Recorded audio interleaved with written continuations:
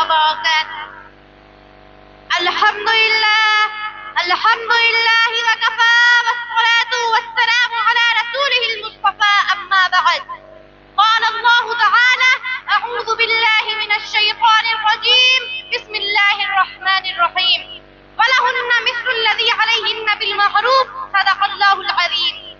مکرمی سامعات، آج سے 1400 سال پیچھے چلی جائیے، جب لڑکیوں کو زندہ دفن کرنا فخر کی بات سمجھی جاتی تھی، جب عورتوں کو صرف ایک عیش کا سامان سمجھا جاتا تھا، جب عرب جیسا جاہل معاشرہ عورتوں کو رنگ محفل سمجھتا تھا، جب ماؤں بہنوں کی عزت خاک میں ملائی جا رہی تھی، جب یورپ میں اس بات پر تحقیق جاری تھی کہ عورت انسان ہوتی ہے یا نہیں، جب افلاطون جیسا فلسفی یہ کہہ رہا تھا کہ عورتوں میں بھی جان ہوتی ہے، جب سقراط جیسا دماغی یہ کہہ رہا تھا کہ عورت ایک پھندا ہے جو مردوں کو پھنسانے کے لیے بنایا گیا ہے، غرض یہ کہ دنیا کی کوئی ایسی شام نہ تھی جو عورتوں کی تذلیل پر ختم نہ ہوتی ہو، اور کوئی ایسی صبح نہ تھی جو عورتوں کے لیے غم کا پیغام نہ لاتی ہو. کسی شاعر نے کیا ہی خوب منظر کشی کی ہے. بدی کا زور تھا ہر سو، جہالت کی گھٹائیں تھی، فساد و ظلم کی چاروں طرف پھیلی ہوائیں تھی.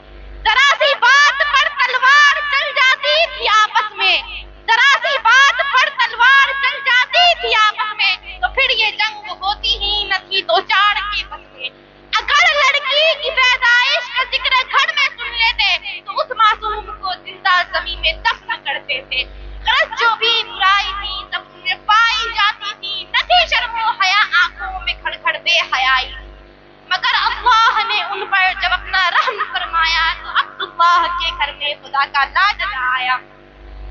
ایسے خوفناک ماحول میں ایک نبی آتے ہیں، اسلام کا پیغام لاتے ہیں، کائنات کے لیے محبت کا پیغام لاتے ہیں، جو رحمت ہی رحمت ہے، جو شفقت ہی شفقت ہے.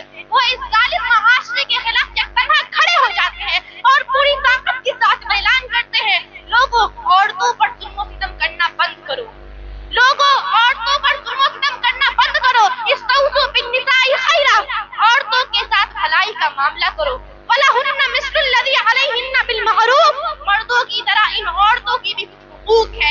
یہ آواز کیا آئین کی گلیاں کھل اٹھی، بہار پر بہار آ گئی، معصوم گلیوں کو جینے کا حق مل گیا.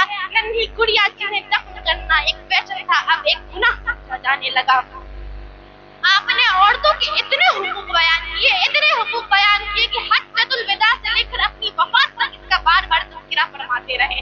مردوں کو عورتوں کا محافظ بنا دیا، ان کے حقوق کا نگراں قرار دیا، اور ایسے اصول بنائے کہ رہتی دنیا تک اس کی مثال نہیں لائی جا سکتی. آپ کے فرمان کے مطابق عورت اگر ماں ہے تو فرمایا: الجنت تحت اقدام امہاتکم، جنت تمہاری ماؤں کے قدموں کے نیچے ہے. عورت اگر بیٹی ہے تو والدین کے لیے جہنم سے بچنے کا ذریعہ بنا دیا. عورت اگر بہن ہے تو بھائی کے لیے محبت و رحمت بنا دیا. عورت اگر بیوی ہے تو ایک طرف باعث سکون قرار دیا اور دوسری طرف فرمایا: خیرکم خیرکم لأہلہ، تم میں سے سب سے بہتر وہ ہے جو اپنی بیوی کے ساتھ اچھا ہو. عورت اگر آپ مسلمان خاتون ہے تو اسے اسلامی بہن بنا دیا اور حکم دیا گیا کہ اپنی نظروں کو نیچے رکھے. غرض یہ کہ اسلام نے جو عورتوں کو مقام و مرتبہ دیا ہے وہ کسی بھی مذہب میں نہیں ہے، وہ کسی بھی دھرم میں نہیں ہے. اس کا تقاضا تھا کہ ہماری عورتیں اسلام کے قدموں پر نثار ہو جائے، اسلام کی دی ہوئی رفتوں پر خود قربان ہو جائے. مگر افسوس سدا افسوس کہ آج ہماری مائیں بہنیں اسلام کی عظیم احسانات کا شکریہ ادا کرنے کے بجائے اسلام کے مخالف کام کر رہی ہے. مغرب کی الٹی تہذیب اور گندے کلچروں کو زیادہ اہمیت دے رہی ہے اور دن بدن آزاد یہ نسواں کی جھوٹے علم برداروں کی چنگل میں پھنس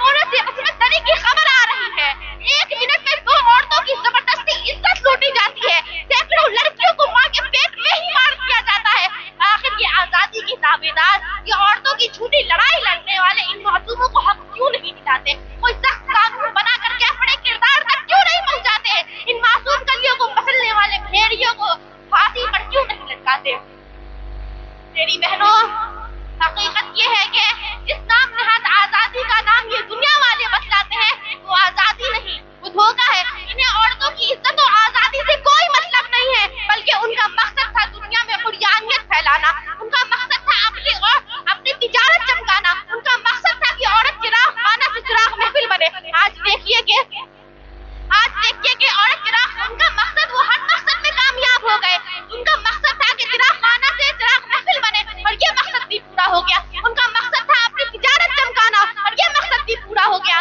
آج دیکھیے کہ 1 روپے کی معمولی سی سامان پر عورتوں کی کھلی آدھی جسم کی فوٹو لگائی گئی ہے.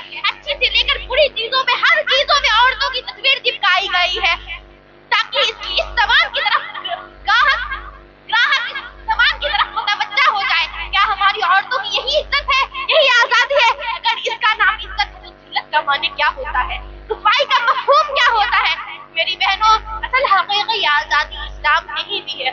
اس آزادی کا نام یہ دنیا والے بتلاتے ہیں، وہ آزادی نہیں، دھوکہ ہے، فریب ہے، گندگی ہے، اور ہمارے دین و ایمان کے خلاف بھی ہے. اے عورت، گھر کی زینت ہے تو رحمت ہے، تو برکت ہے، سارے جہاں کی رونق ہے، ہر فرد بشر کی عزت ہے. لہٰذا میری بہنوں، اسلام کی عظمت سمجھو، اپنی قدر پہچانو، اپنے اندر تبدیلی پیدا کرو، اور اللہ کی رسی کو مضبوطی سے تھام لو. جیسے کہ اللہ کا ارشاد ہے، ان اللہ لا یغیر ما بقوم حتی یغیروا ما بانفسہم. خدا نے آج تک اس قوم کی حالت نہیں بدلی، نہ ہو جس کو خیال خود اپنے حالت کے بدلنے کی.